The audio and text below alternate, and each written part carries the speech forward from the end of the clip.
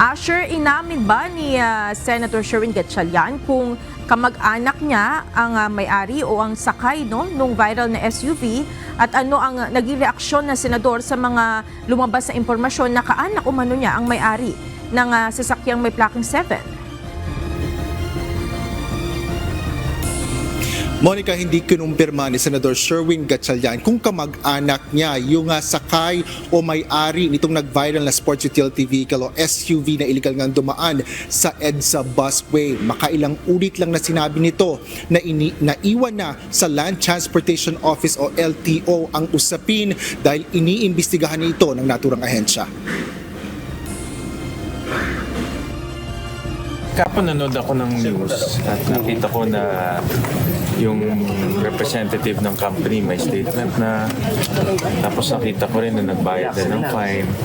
So, iwan na lang natin sa LTO kung ano yung kanilang desisyon at ano yung kanilang gagawin. Tumanggi nang magbigay ng iba pang komento si Senador Sherwin Gatchalian kaugnay ng issue sa viral SUV na illegal na dumaan sa EDSA busway. Nadadawit ang pangalan ng mababatas dahil gamit ng naturang sasakyan ang protocol plate number 7 na ibig sabihin ay rehistrado ito sa isang senador. Sa panayam kay Senador Raffy Tulfo, kinumpirma nito na kaanak ni Gatchalian ang kumpanya na nagmamay-ari ng sangkot na sasakyan. Ilang ulit ding tinanong ng mga mamamahayag si Gatchalian kung ang sasakyan ay pagmamay-ari ng kanyang kapatid o sa kanya ang tinutukoy na plate number. Ngunit iisa lang din ang sagot niya kaugnay nito. Andun na sa LTO yung mga documents, no? So, iwan na lang natin sa LTO. I think that's, and meron na rin, sa pagkaalam ko hapon sa news, nag-i-investigate na rin sila. So, iwan na lang natin sa LTO, guys. Andun na sa LTO. Andun na siya, kaya mahirap naman mag-comment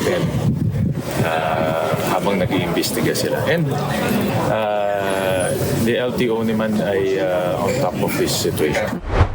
Inihayag naman ni Senador Tulfo na pumasok pa muli umano sa EDSA busway ang sangkot na sasakyan kahit panasita na ito. At ang balita ko pala yung violator na yon.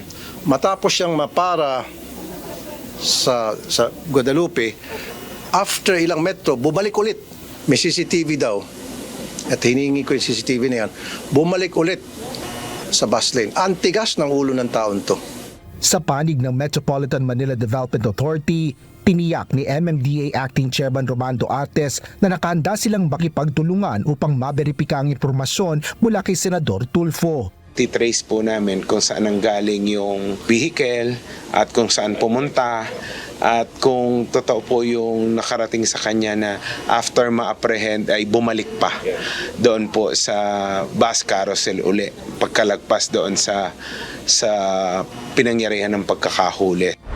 Samantala, inirekomenda naman ni Senador Tulfo na bigyan ng kapangyarihan na mag-issue ng violation ticket ang mga tauhan ng Philippine Coast Guard o PCG na nakabantay sa EDSA busway stations.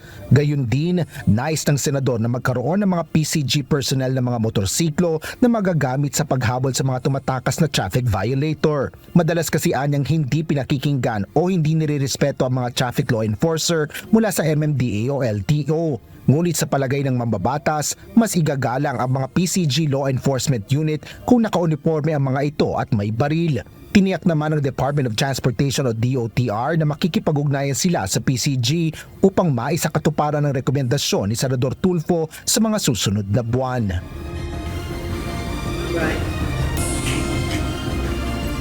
Monica, naglabas ilang minuto lang nakakaraan si Senador Sherwin Gatchalian kaugnay nga sa issue ng viral SUV at sinabi nito na hindi niya kinukonsinti ang traffic violation na nagawa ng pamunuan ng Orient Pacific Corporation bilang public servant sa 23 taon. Lagi niya siyang sumusunod sa mga patakaran at batas ng bansa. Susunod niya siya sa batas sa lahat ng pagkakataon at ito ang kanyang prinsipyo bilang isang lingkod bayan sa loob ng mahabang panahon. Ang issue na ito ay nasa Land Transportation Office na at responsibilidad na ng ahensya na ito ay iresolba naayon sa batas. Yan ang latest dito sa Senado. Balik sa iyo, Monica. Maraming salamat, Asher Cadapan Jr.